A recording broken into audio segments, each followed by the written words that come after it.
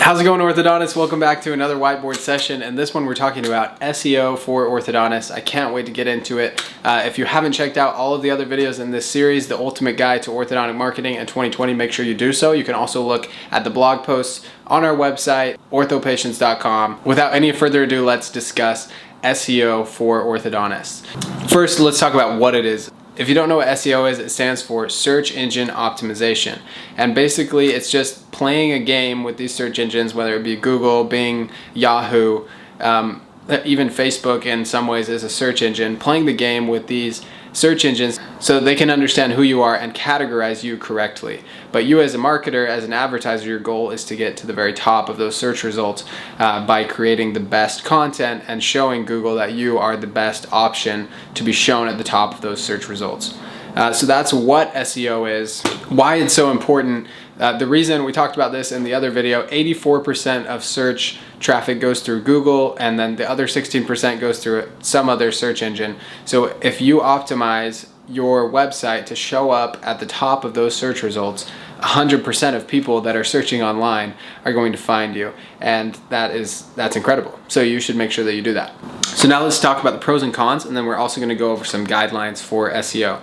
So the pros of SEO, the first one is that it's free. It doesn't cost you anything when somebody clicks on your links, unlike Google Ads. When somebody comes to your website through SEO, it's completely free for you to be listed on their platform, and it's free ongoing. You're not going to get charged by Google anytime for SEO. The second one is that your searches are going to be intent-based. So if somebody finds you through Google, it's obvious that they're searching for information about orthodontic treatment, and so you showing up on those search results is an awesome opportunity to show up in front of somebody who is actually farther down the buyer's journey. The third one here is set it and forget it. It's like if you're making a meal in a slow cooker, SEO is kind of like that. As long as you get most of the ingredients in there at first and just kind of let it sit for a long time, it's going to turn out great. There are some things that you have to do to maintain your SEO on a weekly or monthly basis, but it's not as hard as some of these other platforms to make sure that you get right over a long period of time. The cons of SEO are listed over here. We've got that it's not very beginner friendly. It's hard to understand as a beginner for sure. The second one is that it's labor intensive. So it might not cost you anything to do SEO, but you could end up spending a lot of your own time or spending a lot of money on somebody who's going to write content for you.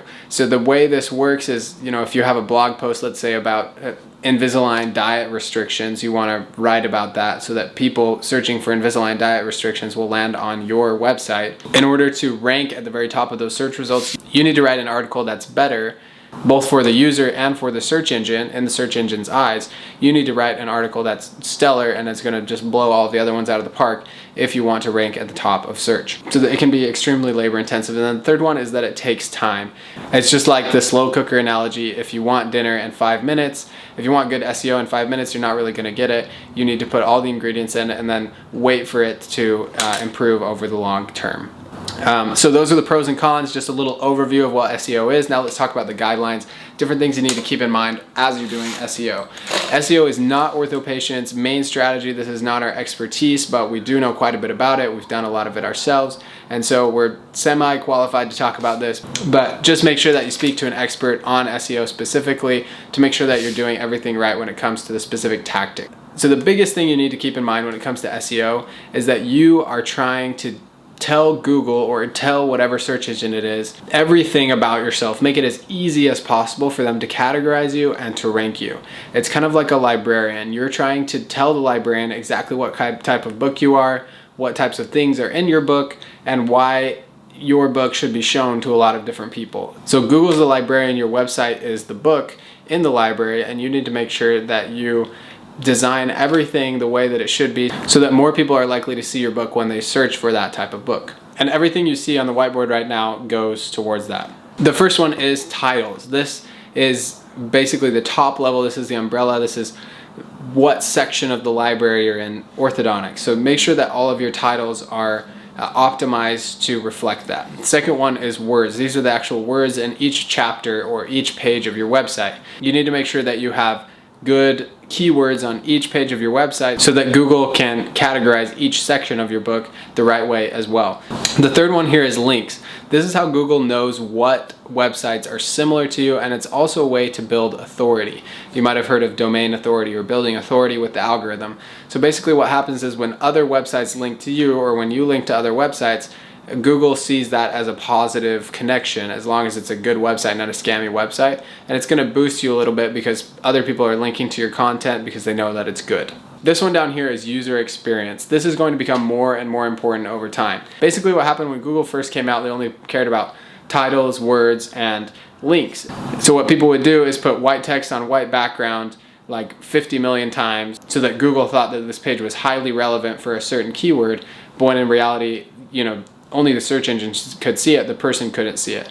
Or what happened is links, you could go buy links, and it didn't matter where these links came from. If you had 80,000 links pointing to your website, you're definitely going to rank at the top of the search results. And then these last two. So this one here, reputation. This refers to building a good reputation with Google by consistently updating SEO, making sure that you're doing everything that Google wants you to do. So it's kind of like being the nice kid in the library, making sure that you put your books back, and making friends with the librarian over a long period of time. This is going to help you rank because Google's going to recognize that you're taking this seriously. The last one here is consistency, and what I mean by consistency isn't necessarily what I talked about with reputation. It's about being consistent all across the board with your address, with your phone number, with all of the things that identify you online. So let's say your address is 1234 Paris Street, Suite 104. You need to make sure that everywhere you're listed online, whether that's Yelp, Yellow Pages, Better Business Bureau, wherever it is, that you spell that address the exact same way as it's spelled on your website and on your Google My Business listing, because that's going to help Google recognize that you're the same business and you're being linked back to by these big sites like Yelp and Better Business Bureau. So those are the main guidelines when it comes to SEO. It's an incredible opportunity for you as a local business, and we encourage you to take advantage of it. Again, speak to an SEO expert about specific tactics. Thanks again for watching this video. I hope you liked it. Go check out other free and paid resources on our website, OrthoPatients.com, and schedule a strategy session with us if you're interested in growing your practice, and we will see you next time.